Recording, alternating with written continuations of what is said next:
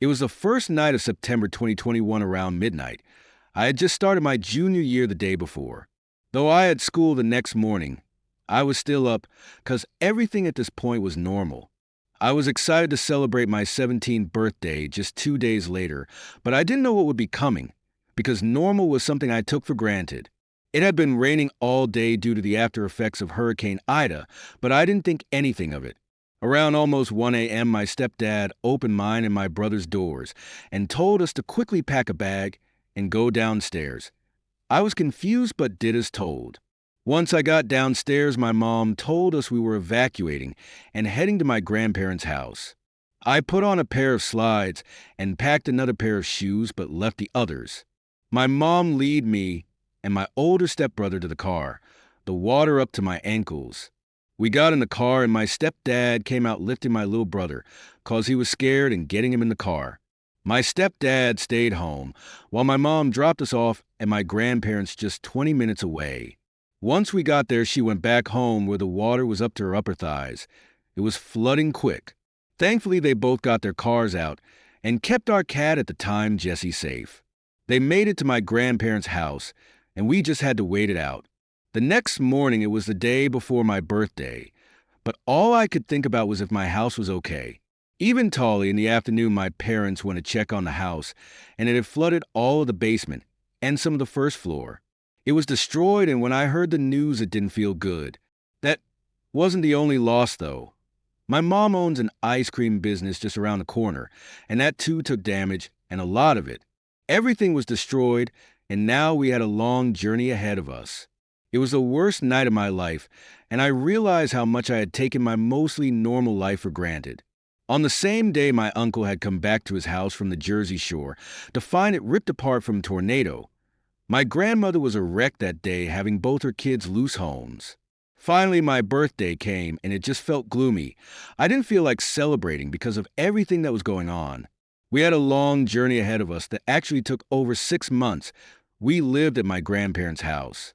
Me and my 2 brothers slept in the living room while my parents took our grandmother's room, and my grandmother took the bed my pop never slept on because he slept in his rocker.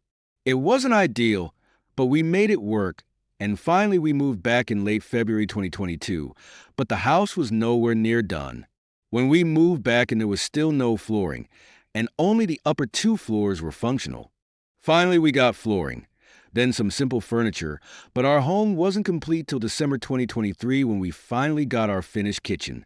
It took over 2 years after the flood to get the finished kitchen, but it's here and we've loved it for the past year that we've had it. Though the flood had a lot of downsides that affected us, there's one that got us the most. We had a cat named Jesse. We got him in late 2010, and we loved him so much. He was a fluffy orange tabby who was the sweetest thing ever. He loved his nightly ice water, toilet paper, but what he loved the most was Streamer. That cat would go bonkers for it. When the flood happened, we had to bring Jesse into a new environment. He had only seen our house for so long, and it was hard for him at first being in a new home. He did adjust, but ultimately I think the move was too much for him because on March 17th, 2022, we said goodbye.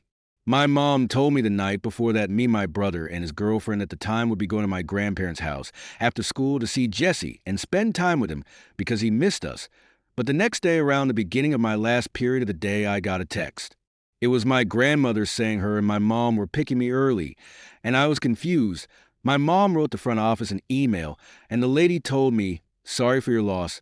I had no idea at the time what she meant. When I got outside, my mom was sobbing, and I immediately knew something was wrong. She hugged me and told me that we were putting Jesse down. Of course, I started sobbing too. My mom told me she pulled me out early, so I didn't find out through her Instagram post about him on her ice cream shop page. Her shop had just opened up again after being fixed a few days prior. We went to my grandparents' house, and I just held him and cried. It was going to be my last moments with my baby, and I was heartbroken. We took him home and let him explore and do some of his favorite things one last time. My stepdad got home with my little brother, who did not take the news well either. My stepdad ended up taking me and my mom to the vet, and we went inside with Jesse. We were in the vet room with him for his last few moments, and though I had thought the flood was the worst, This was actually the worst day of my life. I cried for hours and hours. I just missed him so much. Just about a little under a year after losing Jesse, we got OC. He's a fluffy white and orange tabby who can be mean but is playful and friendly and loves wet food. Bringing OC home was amazing, and I'm glad he's here with us and that we have a pet we can love we much as we did Jesse. Though the flood had a lot of issues, we came back stronger and have achieved great things.